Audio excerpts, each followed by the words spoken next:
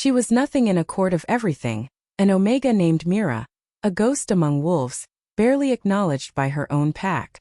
But during the Winter Solstice banquet, as Alpha King Drakon lifted his chalice, she detected something invisible to everyone else. Not celebration, not festivity, but death itself. A toxin so obscure it defied all known remedies. She had a heartbeat to decide. Remain silent and let her monarch perish, or shatter every sacred rule by laying hands on the untouchable Alpha King, saving his existence while ending her own. The grand chamber of Ironhold was suffocating in every sense. Not merely from the crush of hundreds of the continent's most formidable werewolves, all assembled for the Winter Solstice gathering. The oppressive weight came from the cacophony, the sweltering heat, the crushing wave of fragrances.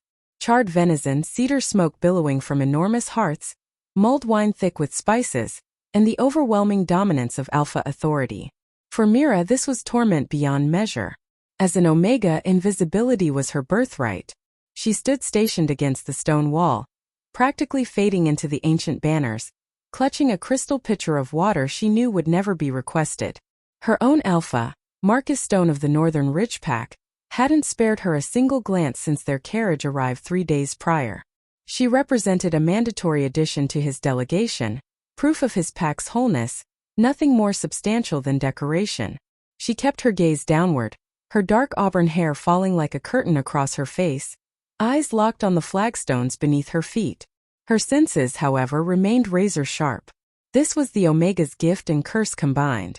While Alphas and Betas performed their elaborate displays and political maneuvering, Mira's heightened awareness dissected reality into its fundamental elements.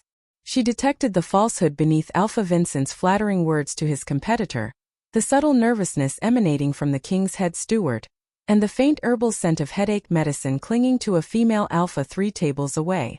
And then his presence struck her senses. Alpha King Drakon Stormcrest. He occupied the elevated platform, an ancient throne of blackened iron at his back. He eschewed ornamental finery, wearing simple charcoal leathers, yet his authority radiated outward in tangible waves that seemed to thicken the very atmosphere. His coal-black hair hung loose past his shoulders, framing the severe, commanding angles of his face and a pale scar that bisected his right cheek. He listened with focused intensity to his beta, Lord Casimir Frost, a lean silver-eyed wolf whose demeanor matched the ice in his surname. Mira's inner wolf, typically a dormant, fearful creature, suddenly stirred with rapt attention. He carried the scent of winter storms, worn leather, and something like forged steel at its melting point. He embodied everything their kind aspired to become, and every Omega instinct screamed at her to lower herself further, to disappear entirely. She reflexively pressed deeper into the shadows, attempting to occupy even less space. The banquet progressed with agonizing slowness. Proclamations were delivered. Tributes were offered. Mira's legs ached from standing motionless for hours, yet she maintained her position without complaint. Lord Casimir rose, his voice slicing cleanly through the chamber's rumble. And now a toast to our sovereign Alpha Drakon. May his dominion endure and his judgment remain as sharp as winter's blade. The assembly erupted in approval. Attendants moved with choreographed precision, filling the high table's vessels from an exclusive decanter. Tradition dictated that the king's personal reserve be shared only among his most trusted inner circle. King Drakon smiled, a rare, fierce expression that transformed his austere features. He stood, raising the ornate silver chalice presented before him. Firelight from the iron chandeliers danced across the deep crimson liquid. To the solstice gathering, Drakon's voice resonated, a deep rumble that Mira felt in her bones. To our united strength, to our collective future. He elevated the chalice higher, preparing to drink. And in that instant Mira detected it. Not the wine itself, but something riding on its surface. A thin caustic note lurking beneath the complex bouquet of dark berries and aged oak. So faint, so horrifyingly subtle that it was engineered to go unnoticed. Anyone else would dismiss it as part of the wine's character, but Mira's senses knew better. This scent was fundamentally wrong. A cold mineral edge like tarnished silver combined with decaying blossoms. She'd encountered something similar once in an ancient healer's forbidden manuscript she'd secretly studied. Nightshade ash, a legendary poison lethal exclusively to the Stormcrest royal bloodline. It didn't kill instantly but paralyzed the respiratory system, suffocating victims from within while appearing like sudden cardiac arrest. Terror froze her blood solid. She watched, paralyzed with horror, as the chalice moved toward the king's mouth. The chamber roared with celebration, yet her world fell into absolute silence. All she registered was her own heart hammering frantically in her chest. All she could see was the king's throat preparing to swallow. Nobody else can detect it. They won't. It's too subtle. I'm just an Omega. What could I possibly do? He's going to die. That realization shattered her paralysis completely. Her shyness, her terror, her lifetime of practiced invisibility, all of it incinerated by a single primal directive from her wolf: protect the Alpha. She didn't think, she simply moved. Time fractured into fragments. Mira exploded from the shadows like an arrow released from a drawn bow.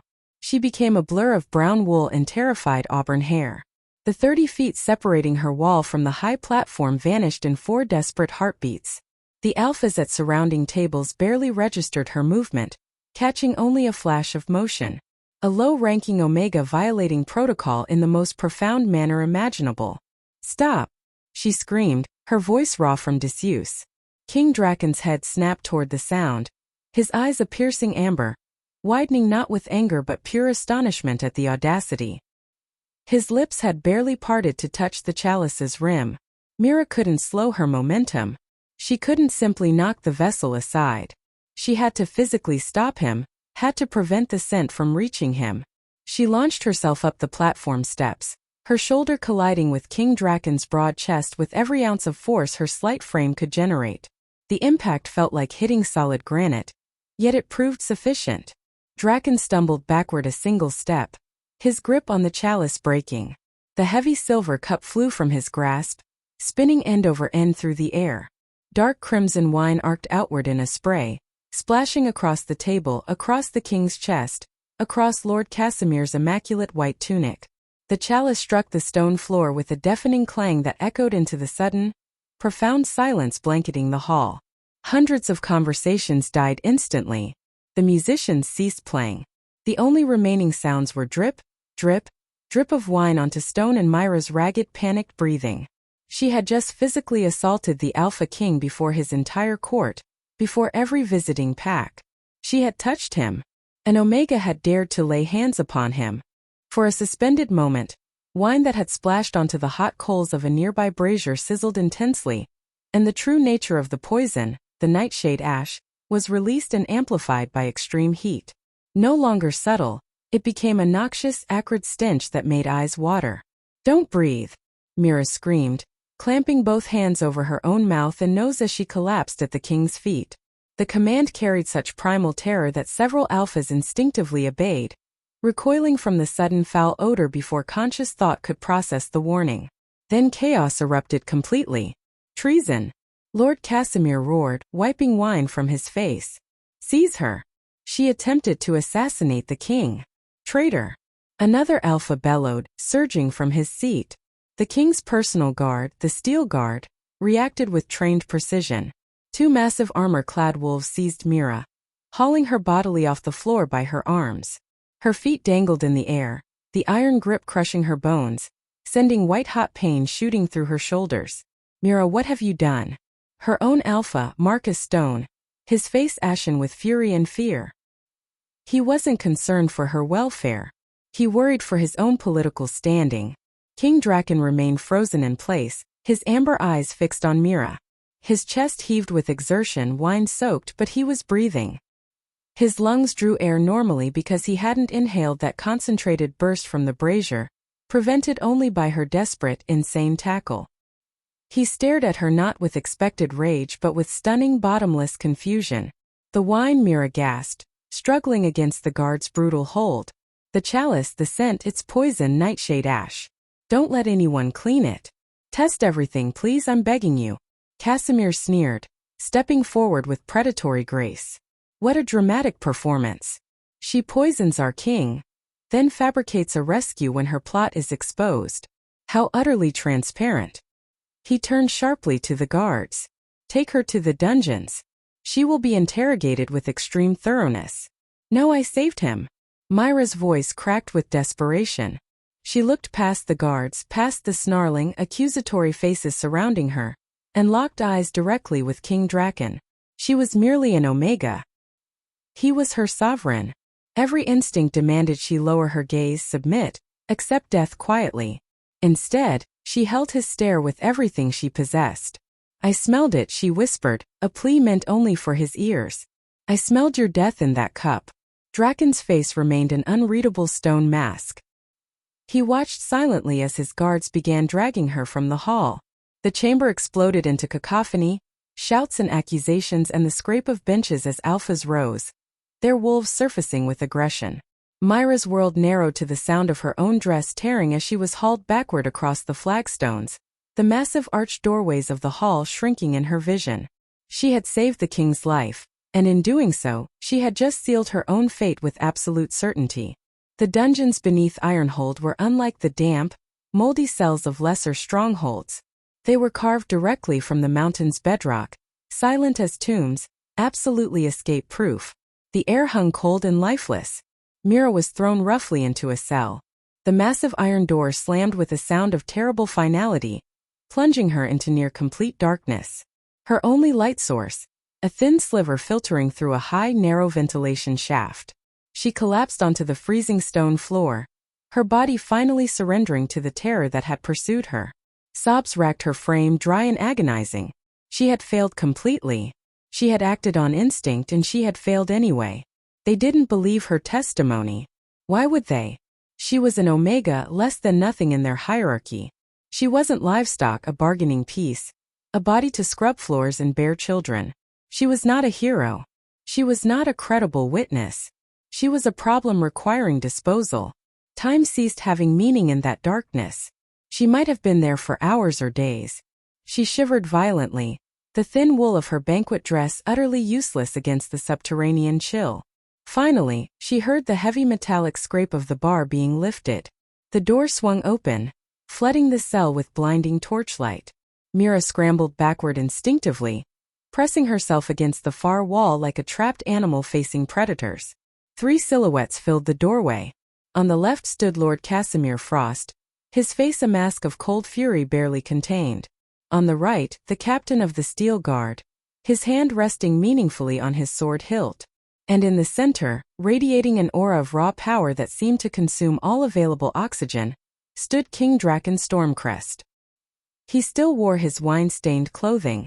His amber eyes burned in the flickering torchlight as he studied her with the intensity of a wolf examining cornered prey, with curiosity and absolute dominance. "Leave us," Drakon commanded quietly. His voice was soft, but it carried no room for debate. "My liege," Casimir protested immediately, his tone tight. "She poses a clear danger. She assaulted you directly. It's unsafe for you to be alone with her. She is an unarmed Omega in a locked cell," Casimir, Drakon said, his voice dropping to a dangerous register. "And you are questioning my direct command. Leave us now." The displeasure in his tone was unmistakable and absolute. Casimir and the guard captain bowed stiffly, retreating with visible reluctance, pulling the door nearly closed but not barring it. They remained just outside listening. Drakon stepped fully into the cell. The space that had felt empty suddenly became overwhelmingly full of his presence. He was so imposingly large, so utterly alpha that Mira's lungs struggled to draw sufficient breath. She tucked her knees tightly to her chest, desperately trying to make herself disappear entirely. He didn't speak immediately, just watched her with that penetrating gaze. "You have 10 seconds, he finally said, his voice a low rumble that vibrated through the stone. 10 seconds to explain why I shouldn't have your head mounted on the fortress walls before moonrise. And I smelled it is insufficient. Everyone smelled it after you turned my entire court into a circus." His words were sharp-edged, yet they lacked the burning rage she'd anticipated. Instead he sounded tired, deeply weary. "They smelled it only after it burned, my king," Mira whispered, her voice trembling violently. "I detected it before, on the chalice itself, before it ever touched your lips." "Impossible," Drakon stated flatly. "My food taster cleared the entire decanter personally." "It wasn't in the decanter," Mira said desperately. It was in the chalice itself or coating it somehow, something that reacts specifically to the wine. It was incredibly faint, so faint it smelled like tarnished silver meeting dying flowers. Nightshade ash. At those specific words, Drakon went utterly still. His head tilted slightly, a flicker of something dangerous and calculating in his eyes. Where did you learn that name? I read it, she said quickly. My old pack maintained an archive. I studied an ancient healer's text in secret. It described deadly poisons.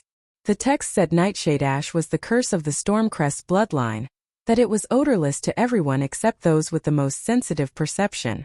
And you believe yourself to be among the most sensitive, he said with obvious skepticism, yet there was a new sharp edge of attention in his focus. I am Omega, my king, she said, as though that explained everything fundamental. I can't not smell things. It's involuntary. I smell the deception on your beta's breath. I smell the steel of the guard's blade outside this door. And I smelled the death they handed you in that cup. A muscle in Drakon's jaw twitched visibly. He took another step closer. Mira flinched violently, pressing so hard against the stone wall that it bit painfully into her back.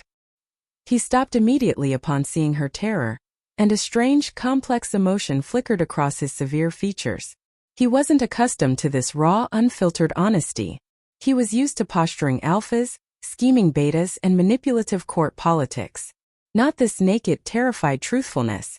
The chalice was tested thoroughly, he said, his voice deliberately flat and emotionless. My court physician and his entire team examined the residue, the cup itself, and the decanter. They discovered nothing whatsoever. No poison, no residue, no evidence. Mira's heart plummeted through the floor into some deeper abyss. Of course they found nothing. It was a flawless plan. A poison specifically engineered to neutralize itself upon full exposure to air, leaving absolutely no trace. That puff of noxious smoke from the brazier was its final vanishing act. They're mistaken, she whispered, tears of frustration finally spilling over. The poison existed, it's simply gone now. It disappeared entirely. But it was there, I swear on my life it was there. So your word against my entire assembly of experts, Drakon said coldly. Your testimony, the word of an Omega from an insignificant pack, against my beta, my guard, and my personal physician. You understand my predicament clearly. I know exactly what I am, my king, Mira said, and a tremor of desperate strength entered her voice despite everything. She lifted her head slowly, meeting his burning gaze directly. I know I am nothing in your world, but I also know with absolute certainty what I smelled. And I know that if I had remained against that wall in silence, you would be dead right now. He studied her with an intensity that felt like it was stripping away layers of her soul. He saw no deception in her eyes. He saw no malice, no conspiracy, no calculated manipulation. He saw only a terrifying bone-deep certainty. He saw an Omega who had shattered every rule of their society, sacrificing her own life on the impossible chance that she was right. The penalty for striking your sovereign is death, he said quietly, almost gently. I know, she whispered back, her voice barely audible. The penalty for attempting assassination of your sovereign is also death, he continued. A much slower, more agonizing one. Mira closed her eyes tightly, a single tear escaping down her cheek. I am not an assassin, my king. Drakon turned abruptly and walked to the door. He paused with his back to her, his broad shoulders blocking the torchlight. The examination was negative, Mira of Northern Ridge. Lord Casimir is extraordinarily persuasive. He believes you created the distraction yourself, that you applied poison to the cup during the chaos of your warning, hoping to implicate someone else in the plot. That's absolutely not. It doesn't matter what the truth is, Drakon cut her off sharply. I possess no physical proof of poison, but I have a hall overflowing with witnesses who observed you assault me directly. I have no choice in this matter. Your execution is scheduled for dawn. He stepped through the doorway, and the heavy bar slid back into place with horrifying finality. Mira was left alone in the crushing, absolute darkness. Her single act of courage had purchased her nothing except a cold, lonely death at sunrise. Drakon Stormcrest did not sleep that night. He stood alone on the battlements of Ironhold, the frigid night wind whipping at his long hair and cloak. The banquet had concluded. The hall was cleaned and restored. The guests were sent to their quarters with quiet apologies and assurances that the security threat had been neutralized completely. But his mind was anything but peaceful. It raged like a winter storm inside his skull. He replayed the moment endlessly in his memory. The Omega's desperate, terrified scream. The force of her small body colliding with his. Her eyes filled with primal terror not for herself but for him. And the word she had used with such certainty, Nightshade Ash. It was not common knowledge. It was barely a whisper in the Stormcrest family crypts, a secret of his ancient bloodline. Knowledge of it was restricted exclusively to the reigning monarch, his beta, and the court physician. How could a low-ranking Omega from Northern Ridge possibly know that specific name? Casimir had provided a logical answer immediately. Someone manipulated her, my king. A rival, perhaps Alpha Vincent. They fed her that name to lend credibility to her orchestrated plot. She's merely a pawn, nothing more. It was logical, clean, perfectly reasonable. It was the explanation Drakon wanted desperately to believe. But something felt fundamentally wrong about it. His wolf, the ancient primal spirit of the Alpha King, paced restlessly beneath his skin. It wasn't expressing anger or suspicion. It was intrigued, and it was insisting he was missing something critically important. He had been holding that chalice in his own hand. He had raised it ceremonially. He had been so absorbed in the protocols and politics of the gathering that he hadn't been paying proper attention to his own safety. He relied entirely on his tasters, his guards, his systems. He had grown dangerously complacent over years of unchallenged rule. She had not been complacent for even a moment. She had been vigilant when no one else was. He returned to his private chambers, dismissing all guards. His sister, Lady Sarah Stormcrest, was waiting for him inside. She was younger, sharper-tongued, and one of the extremely few people who didn't fear him in the slightest. "You're not actually going to execute her," Sarah stated. It wasn't phrased as a question but as fact. "The law is absolute, sister," Drakon said heavily, pouring himself a cup of water, pointedly avoiding wine entirely. "She struck the king's person. She saved your life," Sarah countered immediately, arms crossed defensively. "I was watching closely. I saw her face in the seconds before she moved. That wasn't malice or conspiracy, Drakon. That was the purest panic I have ever witnessed in my entire life." "The examinations found nothing," he said, but his voice lacked conviction. "The examinations were rushed," Sarah argued forcefully. Casimir was practically hovering over the physician's shoulder, demanding immediate results. "What if this poison is something new, something magical, specifically designed to vanish without trace? You and I both know the old legends intimately. Nightshade Ash isn't merely an herb or toxin. It's a ritual, a blood curse." Drakon's head snapped up sharply. "What exactly do you know about it?" "I read the same forbidden texts you studied," she said dryly. "And I know that little Omega whispering that specific name is the single most significant thing that's happened in this fortress in a decade. You are a king, Drakon, but you're also a wolf. What did your wolf tell you in that moment when she made contact?" Drakon paused, the question striking him with more force than Mira's physical tackle. He hadn't allowed himself to examine it closely, that instant of contact. It hadn't registered as painful or violent. It had been electric. A jolt not of aggression but of profound connection. It felt less like an attack and more like a bond forming. It was bizarre, impossible to explain. She was merely an Omega. "It doesn't matter what I felt," he growled defensively. "That's the only thing that actually matters," Sarah snapped back. "Go see her again. But this time don't approach as the offended king who was attacked. Go as the wolf who was saved by her courage." His conviction was fracturing, crumbling. He couldn't escape the persistent feeling that executing Mira would be a catastrophic mistake that would haunt his entire reign. He needed absolute certainty. He returned to the dungeons alone this time, carrying a torch himself. He found Mira exactly as he'd left her. A small, shivering bundle collapsed in the darkness. She flinched violently when the door opened, her eyes wide and haunted by approaching death. "My king," she rasped, her voice hoarse from crying. He placed the torch carefully in a wall sconce and approached slowly. He crouched down, a gesture so foreign to his nature it felt fundamentally wrong, but it positioned him closer to her level, less threatening. "Forget the court politics. Forget the guards and their protocols. Forget Casimir and his theories, he said, his voice low and intensely focused. Tell me again in your own words exactly what you smelled. Mira looked up at him, her fear warring visibly with confusion at this unexpected approach. It was cold, she whispered slowly, her brow furrowing as she searched for adequate words. It wasn't merely a foul smell. Felt empty like a void. It smelled like nightshade ash, yes, but it also carried intent somehow. It was hiding deliberately. It was concealed inside the scent of the winterbloom incense they were burning throughout the hall. It used that incense as a mask. Drakon's blood turned to ice in his veins. The winterbloom incense was a ceremonial tradition that Casimir himself had reinstated 4 years ago, claiming it honored ancient purity customs. You detected the poison through the incense covering it. Yes, Mira said, gaining a fraction of confidence from his reaction. The incense was the key to everything. It was specifically designed to mask the poison scent from normal perception.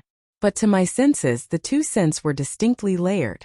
The incense was like a locked door, and the poison was the thing hidden behind it. But I could smell them both simultaneously. Drakon stood abruptly, his mind racing at full speed. The incense, the chalice, the vanishing poison, that specific name. This wasn't some crude plot by a rival alpha seeking to make a violent statement.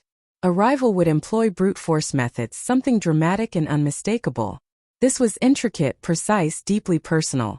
This was clearly an inside operation. This required someone who knew his bloodline's vulnerabilities intimately, who understood the castle's ceremonial traditions, and who comprehended the exact limitations of his security systems. He looked down at the shivering Omega huddled on the cold stone. She wasn't a manipulated pawn in someone else's game. She was the one element the true assassin could never have anticipated or planned for. A random variable, an Omega with senses so extraordinarily acute they bordered on supernatural ability. You will not be executed at dawn, Drakon said, his voice carrying absolute authority. Mira's head snapped up, her eyes flooding with desperate, disbelieving hope that was painful to witness. You are being moved immediately to protected guest quarters. You'll be provided a bath, proper food, and a personal guard. He continued, already moving decisively toward the door. You will not speak to anyone, not my sister, not my beta, absolutely no one except me directly. Do you understand these instructions? Yes, yes, my king, she stammered, barely able to process the sudden reversal. You are no longer a prisoner, Mira of Northern Ridge, Drakon said, pausing at the doorway. The torchlight threw his face into stark relief, casting deep shadows. He turned back, his amber eyes burning with new terrifying purpose. You are now my personal safety advisor, and you and I together are going to identify and capture a traitor hiding in plain sight. Mira was transferred from the dungeon to a small but comfortable suite in the castle's most protected inner sanctum. The shock of the transition left her dizzy and disoriented. One moment she faced certain death on freezing stone. The next she was immersed in a hot bath scented with lavender. A tray of warm bread, cheese, and fruit sitting untouched nearby. A steel guard stood posted directly outside her door at all times. She remained technically a prisoner, but now a carefully protected one. King Drakon kept his word completely. He informed no one of his decision beyond the bare minimum. He simply told his court that the Omega was undergoing enhanced interrogation, and that her execution was postponed indefinitely pending new evidence. This explanation satisfied absolutely no one, least of all Lord Casimir.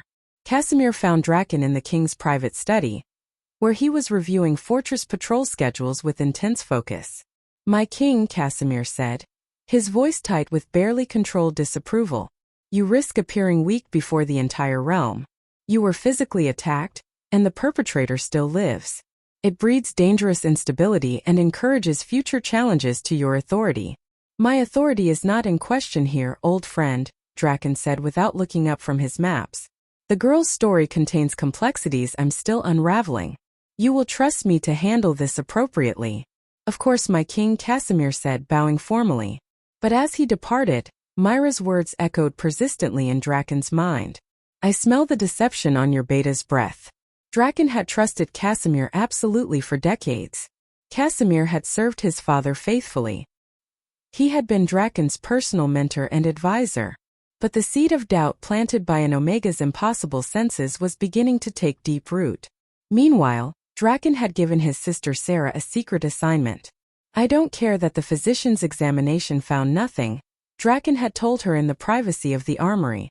"I want you to examine that chalice again, not as a scientist would but as a stormcrest. Look at it through our family's eyes, our history." Sarah, a dedicated student of their family's often dark and complex history, understood immediately what he meant. She went directly to the treasury where items from the banquet were being securely held. The silver chalice rested on black velvet cloth, polished to a brilliant shine, returned by the physician's assistants. It appeared completely innocent and harmless. Sarah, however, didn't merely look with her eyes. She touched it, felt it, connected with it. She ran her fingertips carefully along the rim, down the stem into the bowl's interior. And there, on the very bottom surface, so faint it was almost imperceptible, she felt something. A mark. She held it up to the light streaming through the window. It wasn't a scratch or imperfection. It was a line impossibly fine and deliberate. She retrieved a jeweler's magnifying glass from her personal study. Looking through the powerful lens, she gasped audibly. It was a rune, a tiny, extraordinarily complex sigil etched into the silver itself. A rune of catalysis, ancient blood magic. It wasn't the wine that was poisoned, she whispered to herself, her heart pounding. And it wasn't a simple coating either. She ran to the library, pulling down one of the forbidden texts their father had kept locked away in a special vault. She found the exact page she needed, the ritual of the fading curse. "The rune itself isn't the poisoned source," she read aloud breathlessly. "The chalice was enchanted with dark magic. The sigil acts as a magical catalyst, designed to react with a specific common compound. In this documented case, tannins found in all red wines. The instant the wine made contact with the rune, it triggered a chemical and magical transformation, creating nightshade ash poison directly inside the cup at the moment of use." The text confirmed her worst fear.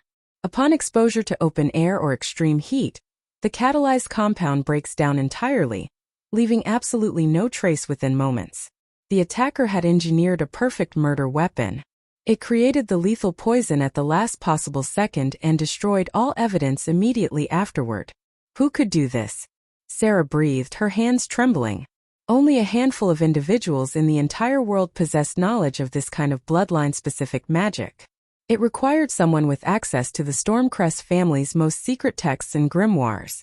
Then she noticed the artisan's mark printed beside the chapter on catalytic runes.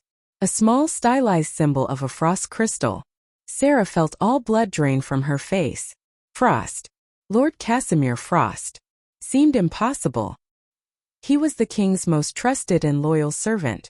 He was practically family. But as she reviewed events with this new perspective, pieces clicked into place with horrible clarity. Casimir constantly pushing Drakon to be harsher, more traditional. Casimir lamenting the erosion of the old, brutal ways. Casimir who had personally reinstated the Winterbloom incense to mask any trace scent. Casimir who had aggressively rushed the physician's investigation. Casimir who stood to become regent for Drakon's young cousin should the king die without producing an heir. She ran back to the king's study, clutching the heavy tome against her chest. She found Drakon alone, exactly as she'd hoped.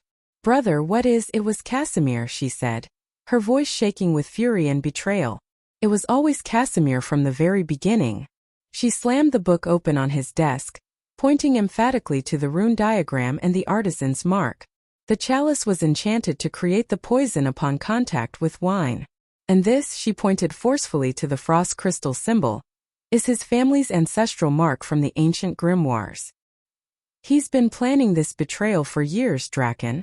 He used our own family's darkest magic against you. Drakon stared at the page with an expression that hardened into something terrifying and glacial. His face, which had shown doubt and confusion, transformed into a mask of absolute fury barely contained. The air in the study crackled with the raw primal power of an alpha king, who had just been betrayed by his closest brother in arms. He didn't shout or rage. Instead, he spoke in a voice colder than the mountain peaks surrounding them. He won't simply die for this treason. He will be completely unmade, erased from history. He looked directly at Sarah with eyes that burned like molten gold. The small council dinner is tonight. Set my place at the table, set your place, and set a place for my new advisor. The atmosphere in the king's private dining hall was suffocating with unspoken tension. The grand public feast was finished, but the small council, consisting of the 6 most powerful alphas and betas in Drakon's inner circle, including Lord Casimir, had been summoned for a comprehensive debriefing. When King Drakon entered, the council rose as one. When Mira entered silently behind him, they froze in stunned disbelief. She no longer resembled the terrified, bedraggled Omega from the dungeon. She had been bathed properly, and Sarah had provided her with a simple but elegant deep green dress. Her auburn hair was braided neatly back, and though her shoulders remained tense, she held her head high with newfound dignity. She walked under the king's direct protection, and that was armor she had never known existed. "My king," Casimir said smoothly, though his pale eyes narrowed to dangerous slits. "What is the meaning of bringing her here? Why is she present?" "Mira of Northern Ridge possesses unique and valuable talents," Drakon said, taking his seat at the table's head with deliberate calm. "She has proven illuminating in ways I did not anticipate. Given our recent catastrophic security failure, I have appointed her my new," he paused, selecting his words with precision, "consultant for threat assessment. She will help ensure the integrity of this room. Please proceed, Mira." It was a calculated performance, theater designed to expose truth. Mira's heart hammered violently against her ribs, but she understood her role perfectly. She walked slowly and deliberately around the perimeter of the seated council members, breathing deeply, opening her senses completely. She passed the elderly alpha of the mountain border guard. She detected pine sap in old wool. She passed the kingdom's treasurer. She smelled ink, parchment, and underlying anxiety. Then she stopped directly behind Lord Casimir Frost, standing perfectly still. Her senses, already operating at peak capacity, were suddenly overwhelmed by a suffocating wave of information. It was him. There was no possible doubt remaining. It wasn't merely a simple scent of malice or ill intent. It was an intricately complex aroma of absolute, calculated betrayal that had been festering for years. She detected the cold, metallic emptiness of the nightshade ash rune, a scent that seemed permanently embedded in his very skin like a stain that wouldn't wash away. She smelled the dry, cloying sweetness of winterbloom incense clinging to his clothes. And beneath everything else, she detected a bone-deep, festering ambition as cold and razor-sharp as his family name suggested. He smelled precisely like the chalice had. She lifted her gaze slowly across the room, meeting King Drakon's intense stare directly, and gave a single, almost imperceptible nod of absolute confirmation. The final piece of Drakon's iron control locked into place with terrible finality. "The meal can wait," Drakon said, his voice dangerously calm, deceptively soft. "We have a critical matter of high treason that requires immediate discussion." The room temperature seemed to drop 10 degrees instantly.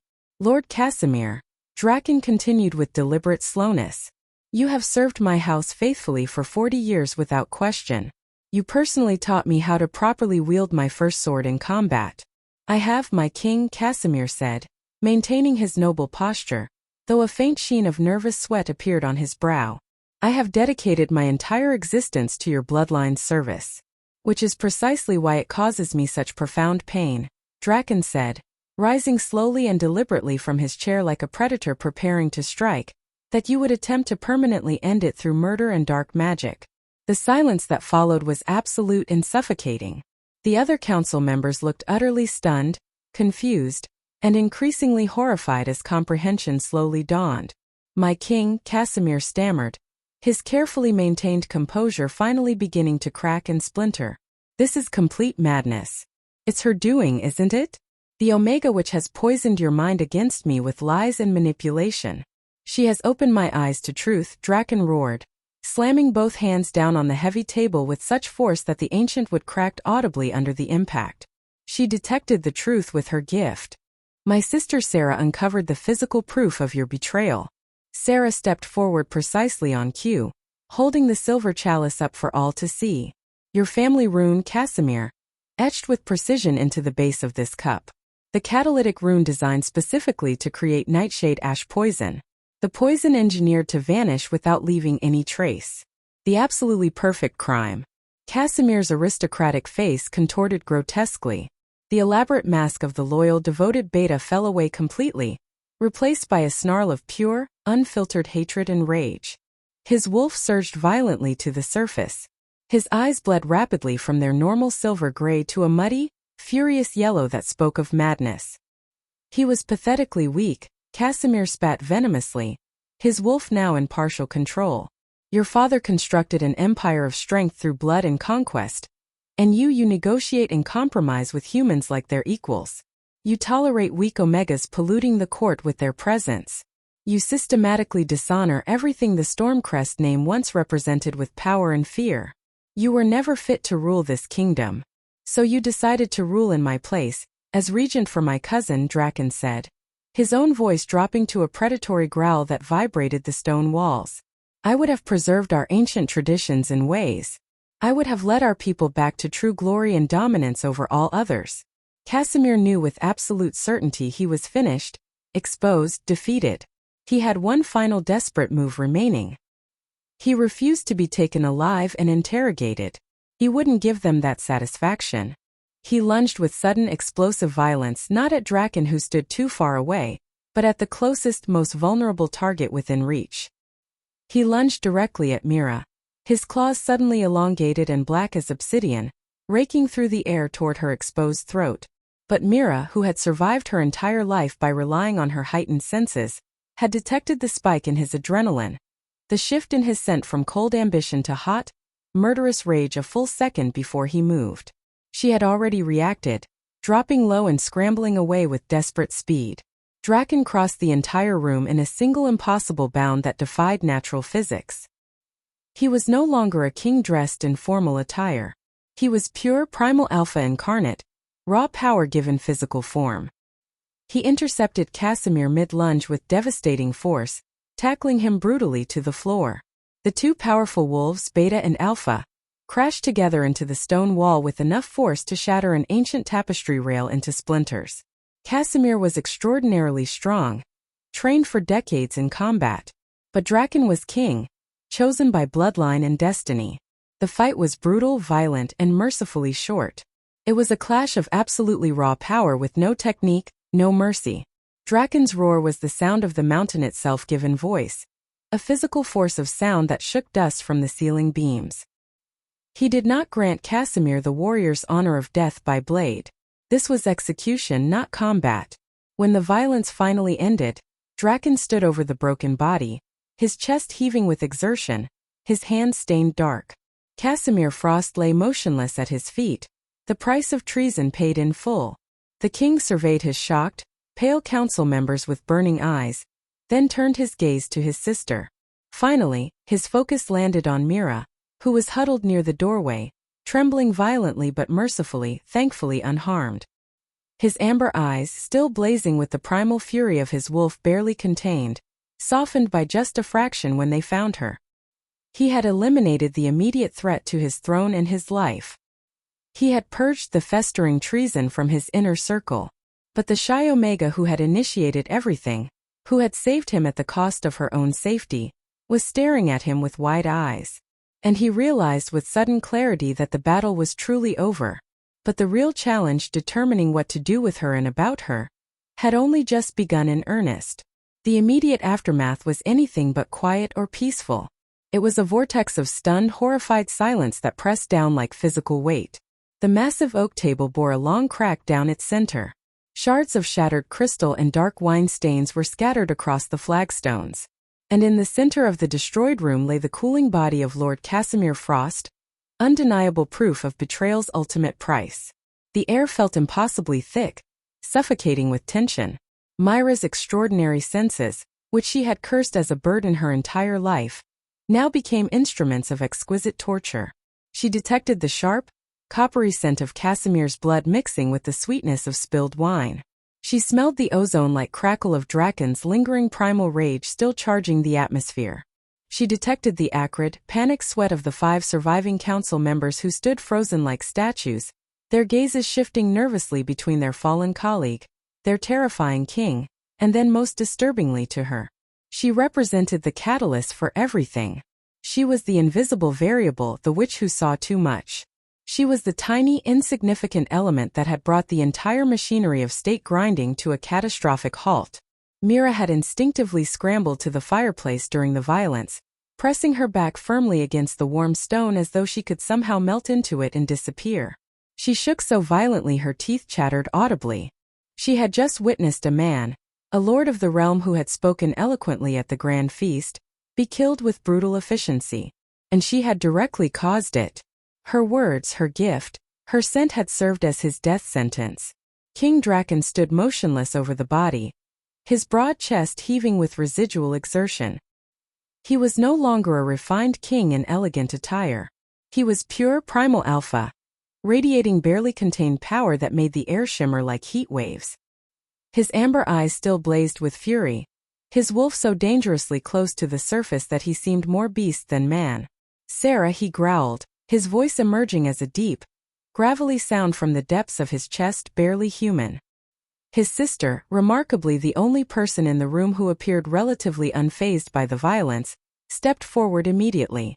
"Get them out of here," he commanded roughly, gesturing toward the pale council members. "Clean this scene. Not a single word leaves this room under pain of death." The official story is exactly as we discussed. Lord Casimir, consumed by shame for his catastrophic failure to protect his king and his implication in the assassination conspiracy, took his own life in despair. His grief and guilt were simply too profound to bear. The lie was stark, brutal, and politically necessary. The council members, ashen-faced and visibly shaken, nodded with mute compliance. They had just witnessed with perfect clarity what happened to traitors and those who questioned their king. They would not be arguing or spreading alternative stories. One by one, they filed out silently, their eyes carefully averted from their blood-spattered king. But each of them, as they passed through the doorway, allowed their gazes to linger briefly on Mira with expressions mixing awe, fear, and profound confusion. She was merely an Omega, the lowest rank possible. But she was his Omega now, a fact that changed absolutely everything about the political landscape. The last council member departed, and the heavy doors boomed shut with resounding finality. Trusted servants, high-ranking and absolutely loyal, entered smoothly through a concealed side door and began their grim work with silent, practiced efficiency that spoke of experience. Only Drakon, Sarah, and Mira remained in the ravaged dining hall. Mira, Sarah's voice was unexpectedly soft and gentle, cutting carefully through Mira's spiraling panic. She turned her head slowly, her eyes wide and glistening with unshed tears. Sarah had moved quietly to her side, offering an open hand in comfort. Mira flinched away instinctively. Sarah stopped immediately, her expression softening further with visible pity and understanding. "It's over now," she said with calm reassurance. "You're completely safe here. You did absolutely nothing wrong, Mira. You exposed a cancer eating away at this kingdom. You saved my brother's life. You saved all of us from years of hidden corruption." Mira shook her head violently, a dry sob catching painfully in her throat. "I smelled I caused he's dead," because she couldn't form coherent words through her guilt and shock. Drakon turned slowly from where he'd been staring at Casimir's shrouded body. He had scrubbed his hands roughly in a water basin, the harsh splashing sounds echoing in the cavernous room. He looked across at Mira, still huddled desperately by the fire like a cornered animal, and the storm raging in his eyes was complex, mixing fury, grief, and something else entirely. He began pacing like a caged predator, restless energy radiating from every movement. The servants completed their work with professional speed, removing Casimir's body discreetly under rich velvet cloth. Yet the air remained thick with the unmistakable scent of death and violence. "You are trembling," Drakon stated flatly. It wasn't a question but an observation. Mira desperately tried to make herself smaller, nearly disappearing into the stones. "My king, you saved my life, Mira of Northern Ridge," he said, his voice still raw and harsh from the violence. He stopped his relentless pacing and fixed her with that impossibly intense amber gaze that seemed to see straight through her. "My pack, my ancient bloodline, my entire kingdom. We are all in your profound debt." The word debt absolutely terrified her more than the violence had. A debt implied obligation, expectation, binding ties. It meant she was permanently connected to this place, to this man who embodied raw power in physical form. She didn't want debt or reward or recognition. She desperately wanted only the quiet, invisible existence she had lost. She wanted to return home, not because home was particularly good or kind, but simply because it was known, familiar, safe in its predictability. "Please," she whispered, her voice trembling like a leaf in wind. "My king, I truly don't want debt or reward. Please, I must return to my pack immediately. My alpha, Marcus Stone, he will be concerned and wondering where I am. I just want to go back to what I knew." The change in the room's atmosphere was instantaneous and dramatic. If the air had been tense before, it now became lethally cold, crackling with barely suppressed rage. Drakon's head snapped toward her with predatory speed, his eyes narrowing to dangerous slits that promised violence. "Marcus Stone." He said the name as though it were a vile curse, something rotten and disgusting in his mouth. The anger that had been directed at Casimir's betrayal, now cooling, found a fresh, immediate target. "The alpha who positioned you against a wall like decorative furniture," he growled, taking a threatening step closer to where she huddled. "The alpha who didn't even notice or care that you had disappeared from your assigned post. The alpha who, when I personally informed him you were detained for the serious crime of assaulting me, immediately offered you up for execution without hesitation if it would preserve smooth diplomatic relations between our packs and protect his political standing." Mira's blood turned to solid ice in her veins. "He said that about me?" she whispered in horror and betrayal. "He did exactly that," Drakon snarled, barely controlled fury making his voice shake. "He was completely prepared to let you die a painful public death to save his own worthless skin and reputation. That is the home, the pack, the alpha you wish so desperately to return to?" "It's what I know," she whispered through tears of betrayal finally spilling over. "It's all I've ever known. I have no one else, nowhere else." She was truly, utterly alone in the world now. "You will not be returning to the Northern Ridge Pack under any circumstances," Drakon said, his voice flat, absolute, and brooking no argument whatsoever. A new, colder panic seized her chest like iron bands. "My king, but where will I go? What will happen to me now?" "I have already dispatched a final message to Alpha Marcus Stone," Drakon said, his lip curling with open contempt and disgust. "He has been formally informed that his pack is banished from Ironhold territory for an entire generation as punishment, and he has been financially compensated for the loss of his pack's property." Property? The single word hit her like a physical blow to the chest. Her breath was completely stolen. Her vision tunneled to a single point. She hadn't been saved or rescued. She had simply been transferred like livestock. She had been a horse, a sack of grain, a thing to be traded between owners. And she had been traded from a weak, indifferent master to him, to a king who had just brutally killed a man with his bare hands in front of witnesses. She saw a terrible new future flash before her eyes with vivid clarity. A gilded cage in some tower. A pet, a trained animal kept isolated and brought out occasionally to smell cups and detect threats, then locked away again. A concubine for his amusement. A slave with a prettier title. She was a curiosity, a useful tool. Her value, her entire worth, existed only in her nose, her gift. "You bought me like property," she whispered, her voice shattering completely. The fragile strength that had sustained her through the last impossible days crumbled entirely, and she began sobbing openly, sinking slowly to the floor as her legs gave out. Her hands covered her face as she wept. "Mira," Drakon began, but his voice still carried harshness, the rough edge of command. "Drakon," Sarah snapped suddenly, shooting him a furious, scorching look that could melt steel. "You great, insensitive, brutish fool. Look at her properly. You're absolutely terrifying her with your words and tone." Drakon froze mid-step as though struck. He looked down at the small, completely broken figure collapsed on the floor, her entire body shaking with abject terror and despair. He finally saw her not as a political asset, not as a useful tool or taster, but as the brave woman who had thrown herself bodily in front of death to save him. And he understood with sudden, crushing clarity that he was the primary source of her overwhelming fear. His rage, his possessiveness, his aggressive alpha nature. It was systematically breaking her spirit piece by piece. This was absolutely not the reaction he wanted or intended. His wolf was screaming, "Mine, protect, claim, keep safe."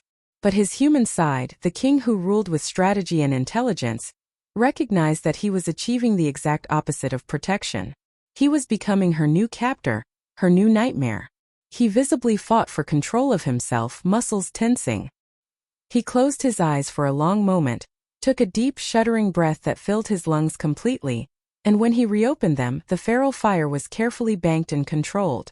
The king had returned to dominance over the beast. But something new flickered in his eyes now. Something uncertain and almost vulnerable.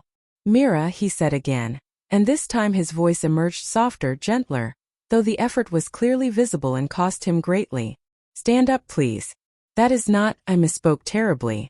She flinched at the command in his tone despite the gentleness. But slowly, painfully, using the warm fireplace stones for support, she dragged herself unsteadily to her feet. "You misunderstand my intentions completely," Drakon said.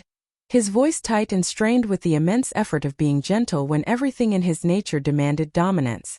Compensated was simply the only language a worthless coward like Marcus would properly understand or respond to. It was not a purchase of property.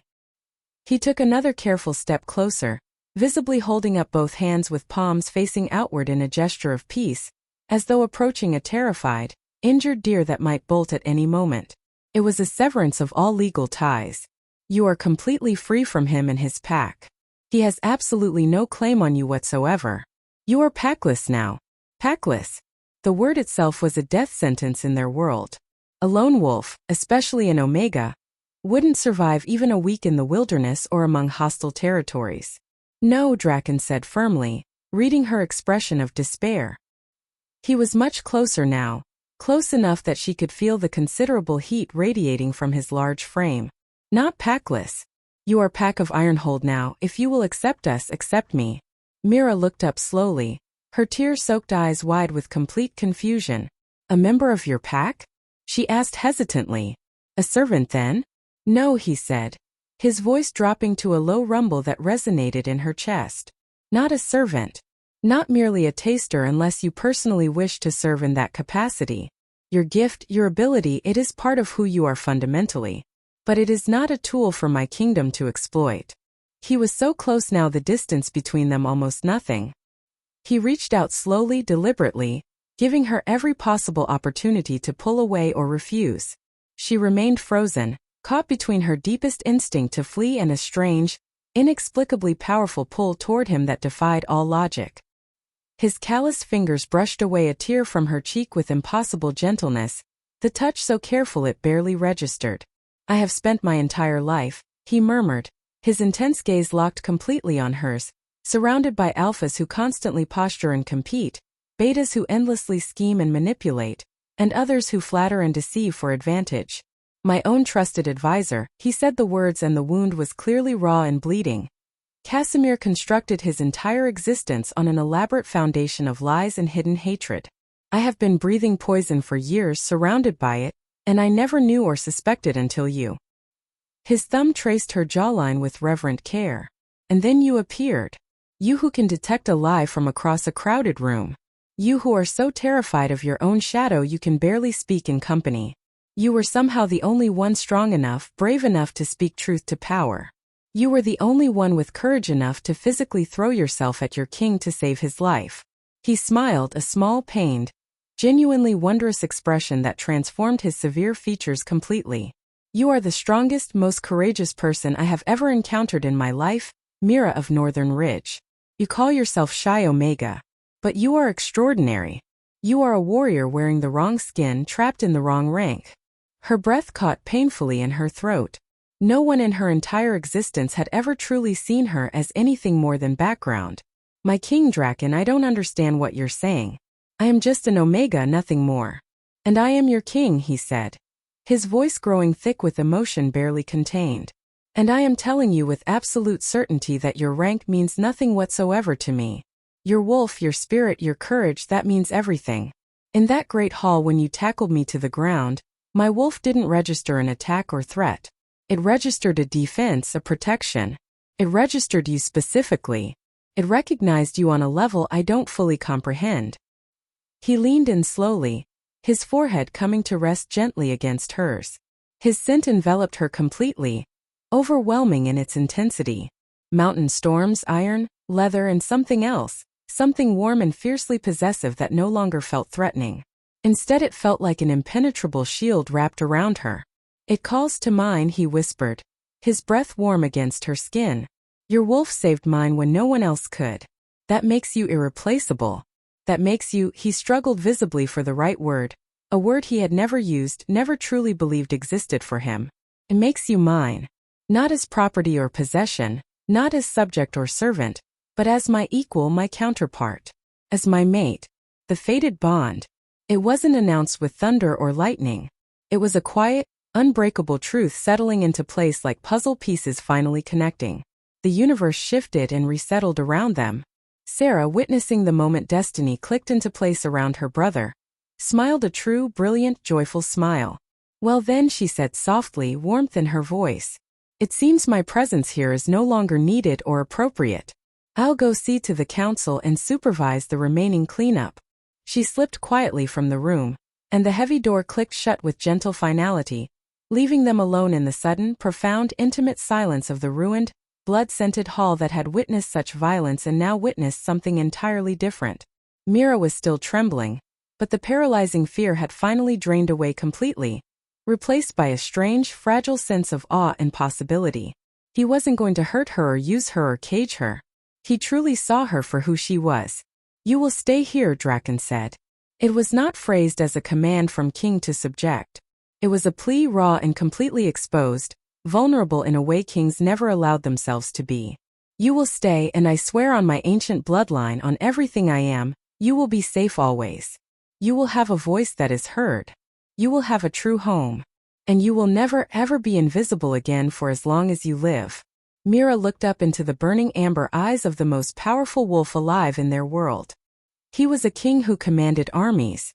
He was a killer who had just executed a traitor.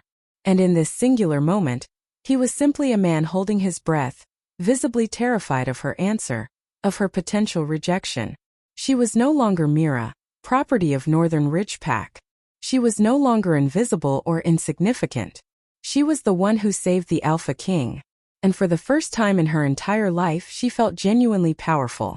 She raised a trembling hand slowly, and in a mirror of his own earlier gesture, placed it carefully on his chest directly over his wildly beating heart. He froze completely, his own breath catching audibly. "I will stay," she whispered, the words barely audible but carrying absolute certainty. A great shuddering breath left him, releasing tension he had held for what felt like his entire reign. He leaned down slowly, his lips brushing her temple with reverence, then her hair. "When you screamed at me," he murmured against her skin, his voice thick with emotion barely controlled, "you commanded me, don't breathe. I think perhaps I've been holding my breath my entire life, waiting without knowing for you to appear." And as King Drakon finally, truly closed the remaining distance between them, Mira finally allowed herself to breathe freely. She entered his world as an invisible shadow, but she emerged as the king's most vital protector and shield. Mira's courage didn't merely save Drakon's life.